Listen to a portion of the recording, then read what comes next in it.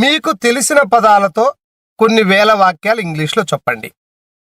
మీకు తెలిసిన పదాలేనండి. ఎందుకంటే మీకు అన్ని విషయాలు తెలుసు. అయితే తెలిసిన విషయాలే మీరు ఇంగ్లీష్లో చెప్పేటప్పుడు చిన్న చిన్న తప్పులు చేస్తారు. ఆ తప్పులతో భయపడి మీరు మాట్లాడరు. మీరు ఏ పదము తెలుగులో అడిగితే దాన్ని ఇంగ్లీష్లో చెప్పమంటే చెప్తారు, ఇంగ్లీష్లో అడిగితే తెలుగులో చెప్పమంటే చెప్తారు. కానీ వాక్య రూపం కూడా చెప్తారు. చాలా వరకు కంటిన్యూషన్గా తెలుగులో ఏ విధంగా మాట్లాడుతున్నారో అదే విధంగా మాట్లాడాలంటేనే సందర్భంగా ప్రాబ్లం వస్తుంది. సరే, మీకు ఇంగ్లీష్లో ఒక బేసిక్ టెస్ట్ ఇప్పుడు పెట్టబోతున్నాను. ఆ బేసిక్ టెస్ట్లో మీకు ఎన్ని మార్కులు వచ్చినాయో చెక్ చేసుకోండి. ఎన్ని మార్కులు వచ్చినాయో చెక్ చేసుకుంటే దాని ప్రకారం మీకు ఎక్కడ ప్రాబ్లం, అసలు మరీ చాలా అన్యాయంగా ఉన్నారా, పర్వాలేదా, ఇంకా డెవలప్ చేసుకోవాలన్నా అనేది నేను గత 34 సంవత్సరాలుగా ఎన్నో వేల మంది స్టూడెంట్స్ను అడిగాను. 4 క్వశ్చన్స్. చాలా మంది తప్పే చెప్పారు, అతి తక్కువ మంది రైట్ చెప్పారు. అతి తక్కువ మంది రైట్ చెప్పిన వాళ్ళకు బేసిక్ బాగా స్ట్రాంగ్గా ఉన్నారు, మీరు తర్వాత కొంచెం అడ్వాన్స్ లెవెల్గా నేర్చుకోవాలా అని వాళ్ళకు నేను సలహాలు ఇచ్చాను. అదేవిధంగా ఇప్పుడు మీకు యూట్యూబ్లో అందరినీ అడిగిన ఆ 4 ప్రశ్నలు మిమ్మల్ని అడుగుతాను. అవి మీరు చెప్తే దాని ప్రకారం ఫర్దర్గా మూవ్ అవుతాం. ఓకే, మీకు స్పోకెన్ ఇంగ్లీష్ ఎంతవరకు వచ్చు అనేది తెలుసుకోవాలని అనుకుంటున్నారా? నిజమే కదా, ఎంతవరకు వచ్చు తెలుసుకోవాలనుకుంటున్నారు. ఓకే, ఈ 4 ప్రశ్నలు వండర్ ప్రశ్నలు అండి. మీకు చూడడానికి చాలా సింపుల్గానే ఉంటాయి, కానీ ఎన్ని తప్పులు చేస్తారనేది మాకు తెలుసు. దీన్ని అనాలిసిస్ చేసే మీరు ఏ స్టాండర్డ్లో ఉన్నారనేది మేము చెప్పగలను. ఇది బేసిక్ టెస్టే. ఇప్పుడు మిమ్మల్ని 4 ప్రశ్నలు అడుగుతాను. ప్రతి ప్రశ్నకు 25 మార్కులు, అంటే ఒక్కొక్క ప్రశ్నకు 25 మార్కులు, 4 ప్రశ్నలకు 100 మార్కులు. నేను అడుగుతున్నప్పుడు ఆ ప్రశ్న ఏంటి ఇంత చిన్నదా అని చెప్పి మీరే నేను బీటెక్ చదివాను, ఈ వాక్యం నాకు తెలియదా, ఇంత చిన్న టెస్ట్ పెడుతున్నారేంటి అని అనుకోవద్దండి. నేను కొన్ని వందల మంది కాదు, కొన్ని వేల మంది బీటెక్ స్టూడెంట్ అడిగారు, చాలా మంది తప్పులే చెప్పారు. ఓకే, కాబట్టి మీరు చదువుతున్న చదువు పక్కన పెట్టేయండి. మీరు ఏం చదివే చదువుకు స్పోకెన్కి సంబంధం లేదు. ఫస్ట్ మీరు ఇన్ని సంవత్సరాలు వినడమే నేర్చుకున్నారు, రాయడం నేర్చుకున్నారు, ఏ రోజు మాట్లాడలేదు. మాట్లాడిన దానివల్లనే సమస్య. మాట్లాడుతున్నప్పుడు తప్పులు వస్తాయన్న భయంతో మాట్లాడడం లేదు. సరే, ఏది ఏమైనా కూడా, ఎందుకంటే 5వ తరగతి చదివిన వాళ్ళు కూడా మన కళ్ళ ముందు అద్భుతంగా మాట్లాడుతున్న వాళ్ళు లేరా? కనపడుతున్నారు కదా. పెద్ద పెద్ద చదువులు చదివి ఇంగ్లీష్ లాగా బాధపడుతున్న వాళ్ళు కూడా మన కళ్ళ ముందు కనపడుతున్నారు కదా. అంటే చదివే చదువుకు స్పోకెన్కి సంబంధమే లేదు. సరే, ఆ 4 ప్రశ్నలు ఇప్పుడు ఒక్కొక్క ప్రశ్న మిమ్మల్ని అడుగుతాను. ఒక పేపర్ తీసుకోండి. ఆ పేపర్లో నేను అడిగిన క్వశ్చన్కు మీరు ఆన్సర్ రాయండి. ఓకే, ఆ ఆన్సర్ని బేస్ చేసుకొని మీరు ఏ లెవెల్లో ఉన్నారు అనేది నేను చెప్తాను. ఈ క్రింది వాక్యాన్ని ఇంగ్లీష్లో చెప్పండి. ఈరోజు ఆదివారము అంటే ఇంగ్లీష్లో ఏం చెప్పాలంటే చెప్తే దానికి 25 మార్కులు కరెక్ట్. మీకు డౌట్ రావచ్చు, ఇదేంటి ఇంత చిన్నదే? ఈ ఒక్క ఆన్సరే 20 విధాలుగా సమాధానం చెప్తారండి. ఒక్కొక్కళ్ళు ఒక ఆయన చెప్తాడు దిస్ డే సండే, ఇంకొక ఆయన ఇంకో విధంగా చెప్తాడు. ఆ విధంగా ఇప్పుడు నేను మీకు చెప్పి టైం వేస్ట్ చేయవద్దు. ఇంగ్లీష్ నేర్చుకోవాలని ఉత్సాహం ఉన్నట్టు లెక్క. ఇంగ్లీష్ నేర్చుకోవాలని ఉత్సాహం ఉన్న ప్రతి వాళ్ళు ఈ సెంటెన్స్ కరెక్ట్గా చెప్తారు. ఒకవేళ చెప్పలేకపోతే వాళ్ళకు గుణింతాల కానించి నేను నేర్పించాలి. మాకు ఒక లెక్క ఉంది, ఏ సెంటెన్స్ ఎక్కడెక్కడ సరిగా చెప్పలేకపోతే వాళ్ళు ఎక్కడ ప్రాబ్లం అనేది నాకు అర్థమవుద్ది. ఓకే, ఈ రోజు ఆదివారము అంటే నెంబర్ 1, ఈ రోజు ఆదివారము. మీరు ఒక పుస్తకం తీసుకోండి, దానికి నెంబర్ 1 అని రాసి మీకు తోచిన ఆన్సర్ రాయండి, కాగితం మీద ముందు రాయండి. ఓకే, రాశారా? ఈ రోజు ఆదివారం అంటే ఇంగ్లీష్లో ఏం చెప్పాలి? చాలా మందికి 25 మార్కులు వచ్చేస్తాయండి. ఇది ఏంటంటే ఈజీ కదా, కొంతమందికి కష్టం ఉంటుంది. వాళ్ళకు చాలా మంది ఏమనుకుంటారంటే రాసిన సెంటెన్స్ కరెక్ట్ అనుకుంటారు. చాలా మంది చూశాను, తర్వాత విషయం చెప్తే అర్రే మనం తప్పు రాసామా అని అనుకుంటారు. ఓకే, సరే, ఇప్పుడు 2వ క్వశ్చన్ పోదామా? ఈ క్రింది వాక్యాన్ని ఇంగ్లీష్లో చెప్పండి. నెంబర్ 2, నిన్న శనివారము.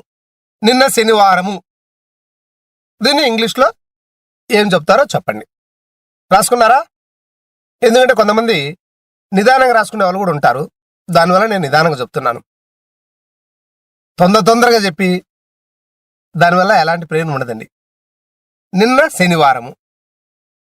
ఈ సెంటెన్స్ కూడా కరెక్ట్ రాస్తే 50 మార్కులు వచ్చినట్టే మీకు బేసిక్లో. ఈ క్రింది వాక్యాన్ని ఇంగ్లీష్లో చెప్పండి. నెంబర్ 3, రేపు సోమవారము. కష్టమే లేదండి, చిన్నగా నేను అడుగుతున్నా. రేపు సోమవారం. ఈ వాక్యం కూడా కరెక్ట్ రాస్తే మీరు బేసిక్ ఇంగ్లీష్లో అండి, బేసిక్ అడ్వాన్స్డ్ ఇంగ్లీష్ కాదండి, బేసిక్ ఇంగ్లీష్లో పాస్ అయినట్టే అవుతారు. ఓకే, రేపు సోమవారం అంటే దానికి కరెక్ట్గా ఆన్సర్ రాయండి. దీనికి ఒక 25 మార్కులు ఉంటే 75 మార్కులు అయిపోయినాయి. ఫైనల్గా ఇంకొక క్వశ్చన్ అడుగుతాను. ఓకే,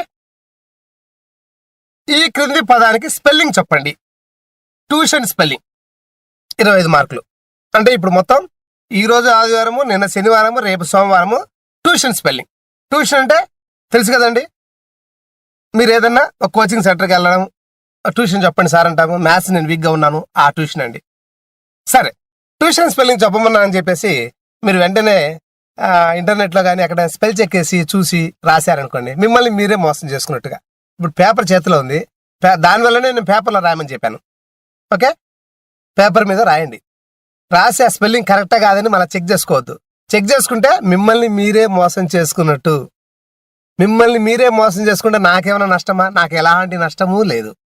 ఎందుకంటే మిమ్మల్ని మీరు మోసం చేసుకోకుండా కరెక్ట్గా రాస్తే దాని ప్రకారం మీకు వచ్చిన మార్క్స్, తర్వాత బేసిక్లో మీరు ఎలా ఉన్నారు, తర్వాత ఏ లెవెల్, తర్వాత అడ్వాన్స్ కోర్స్ కూడా ఇదే విధంగా ఒక టెస్ట్ తర్వాత పెడతాను. అదేవిధంగా మీరు ఎన్ని మార్క్స్ వచ్చాయి ఏంటి అనేది ఆ మార్క్స్ని బేస్ చేసుకొని మీరు ఎక్కడ వీక్ ఉన్నారు, మరీ చాలా పూర్గా ఉన్నారా, పర్వాలేదా అనేది ఈ 4 వాక్యాల మీదనే, ఈ 4 క్వశ్చన్ల మీదనే ఆధారపడుద్ది. సరే, ఇప్పుడు మీరు ఒక పేపర్ మీద రాసుకున్నారు. చెప్పా కదా, ట్యూషన్ స్పెల్లింగ్ ఇంటర్నెట్లో కానీ ఎక్కడైనా మీరు స్పెల్ చెక్ చేసి చూస్తే అది రాశారు అంటే మిమ్మల్ని మీరు మోసం చేసుకున్నట్టు. ఎందుకంటే మీరు చిన్న పిల్లలు కాదు, చాలా వరకు అందరూ పెద్దవాళ్ళు ఉంటారు, చదువుతున్న వాళ్ళు ఉంటారు. కాబట్టి చాయిస్ ఈజ్ యువర్స్. సరే, ఇప్పుడు ఈ 4 ప్రశ్నలు మీరు రాశారు కదా, ఈ 4 ప్రశ్నలు కాగితం మీద రాసింది. అలానే నేను ఒక ఫోన్ నెంబర్ చెప్తాను. ఆ ఫోన్ నెంబర్కు ఆ పేపర్ కటింగ్ వాట్సాప్ అయినా పంపండి. ఎందుకంటే కొంతమందికి టైప్ చేయడం తెలియకపోవచ్చు, అంత ఫార్వర్డ్ చేస్తుంటారు కదా. ఆ ఫోటో తీసి నాకు ఫోటో పంపించినా పర్వాలేదు, లేదా వాటి మీద రాసింది టైప్ చేసినా రాసినా పర్వాలేదు. చెప్పాను, ట్యూషన్ స్పెల్లింగ్ మీకు మైండ్లో ఏది ఆలోచన వస్తే అదే రాయండి తప్ప ఎవరిని అడగద్దు, ఎక్కడ చూడద్దు. ఓకే, నా వాట్సాప్ నెంబర్ పంపిస్తాను. వాట్సాప్ నెంబర్ నీకు నేను తర్వాత పేజీలో చెప్తాను. ఆ వాట్సాప్కు మీరు పంపండి. పంపే ముందు మీకు కొన్ని ఇన్స్ట్రక్షన్స్ ఇస్తాను. ఏంటి అనేది ఇన్స్ట్రక్షన్ చూద్దాం. ఓకే, ఈ క్రింది వాట్సాప్ ఫోన్ నెంబర్కు మీరు రాసిన ఆన్సర్స్ 1, 2, 3, 4 అని నెంబర్లు వేసి జవాబులు పంపండి. ఇంగ్లీష్లోనే రాయండి, తెలుగు మ్యాటర్ మళ్ళీ రాయొద్దు అక్కడ. లేదా మీరు టైప్ చేసిన, మీరు పేపర్లో రాసింది నాకు వాట్సాప్లో పంపించినా పర్వాలేదు. ఈ క్రింద ఉన్న నెంబర్ పంపించండి. తర్వాత ఇంకోటి గుర్తుపెట్టుకోండి, మాకు అది వచ్చిన వెంటనే ఇక్కడ ఆన్సర్ చెప్పచ్చు, కానీ ఆన్సర్ చెప్పేకంటే మీరు క్యూరియాసిటీ, ఆ వచ్చిన ఆన్సర్స్ ఏ విధంగా మేము ఊరికి ఆన్సర్ చెప్పేస్తే మీరు ఎక్కడ ఏ స్టాండర్డ్, ఎక్కడెక్కడ ఏం ప్రాబ్లం అనేది మీకు మీరు అనాలిసిస్ చేసుకోలేరు. మేము అనాలిసిస్ చేసి మీకు పంపిస్తాము. అయితే మాకు రోజు ప్రపంచవ్యాప్తంగా, ఎందుకంటే ఈ ఇన్స్టిట్యూట్ అనేది ఇప్పుడు పెట్టింది కాదండి, 1990లో పెట్టాను. 1990లో పెట్టంటే ఎన్ని సంవత్సరాలైందే మీరు ఆలోచించవచ్చు. చాలామంది మీలో పుట్టి కూడా ఉండకపోవచ్చు, కొంతమంది పుట్టి ఉంటారు. సరే, మీరు వెంటనే జాబ్, మీరు పెట్టిన వెంటనే మీరు జాబ్ ఎక్స్పెక్ట్ చేయొద్దు. ఎందుకంటే రోజు కొన్ని వేల మంది మాకు ఖచ్చితంగా దీనికి ఆన్సర్లు పంపిస్తూ ఉంటారు. వాళ్ళు రిజల్ట్ తెలుసుకోవాలని చూస్తుంటారు. మేము ఆర్డర్గా అన్నీ చెక్ చేసేసి దాని ప్రకారం మీకు పంపిస్తాము. ఒకటే గుర్తుపెట్టుకోండి, ఇది మీకు ఖర్చుతో కూడుకుంది కాదు. ఆల్మోస్ట్ ఇప్పుడు ప్రతి 100 మందికి 95 మంది వాట్సాప్ వాడుతున్నారు. నాకు తెలిసి 95 మంది వాడుతున్నారు. మిగతా 5 మంది కూడా ఎందుకు వాడడం లేదంటే వాళ్ళకి ఆ టెక్నాలజీ తెలియక, స్మార్ట్ ఫోన్ లేక అలా జరుగుతుంది తప్ప, ఇంకా ఒక 2-3 ఏళ్ళు అవుతే ఆల్మోస్ట్ 99% వాట్సాప్ వాడుతుంటారు. మీకు ఎలాంటి ఖర్చుతో కూడుకుంది కాదు. చక్కగా మీరు నాకు వాట్సాప్లో పంపించేస్తే జవాబు మటుకు మీరు వెంటనే ఎక్స్పెక్ట్ చేయొద్దు. ఎందుకంటే తర్వాత ఫోన్ కూడా చేయొద్దు, సార్ మాకు ఇంకా ఏంటి ఆన్సర్స్ రాలేదు. ఎందుకంటే రోజు మాకు వచ్చే కాల్స్ అంతా కానీ ఇంకోటి కానీ మా దగ్గర చేరే వాళ్ళంతా ఇండియాలో 7 లక్షల మంది ఇప్పటి వరకు చేరారంటే ఒక తెలుగులోనే కాదండి, తెలుగు, తమిళం, కన్నడ, మలయాళం, హిందీ, గుజరాతీ, బెంగాలీ, ఒరియా, మరాఠీ ఇన్ని భాషల ద్వారా ఇంగ్లీష్ మేము నేర్పిస్తున్నాము. ఇన్ని సంవత్సరాలుగా పంపిస్తున్నారు కదా.